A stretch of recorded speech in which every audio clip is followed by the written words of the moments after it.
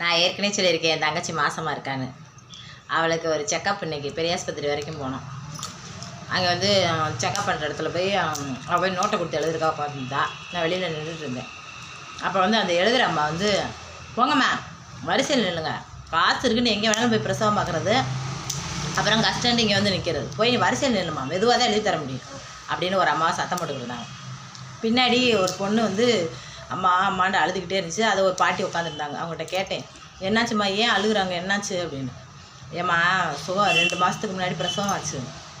தனியாரில் போய் 60,000 ரூபா செலவு பண்ணி குழந்தை பிரசவம் ஆச்சு, சுகப்பிரசவம். நல்லபடியாக குழந்தை பிறந்துருச்சு. 2 மாதம் கழித்து வயிறு வலிக்குதுண்ணா, என்னன்னு ஸ்கேன் பண்ணி பார்த்தா உள்ளே நஞ்சு கொடி இருக்காம்மா, அதனால் இதை எடுக்கிறதுக்கு வந்திருக்கோம், அது சத்தம் போடுறாங்க. அதாவது இயற்கையாகவே நம்மளுக்கு வந்து குழந்தை பிறகு வந்து இயற்கையான ஒன்றுங்க. அது வந்து எவ்வளோ டாக்டர் இருந்தாலும் சரி, நம்ம தான் முயற்சி பண்ணி பிறக்கிறோம். அதனால் நம்ம கவர்மெண்ட்லேயே பெற்றுக்கலாங்க, தனியாரில் காசு செலவு பண்ணி கஷ்டப்படுறதுக்கு.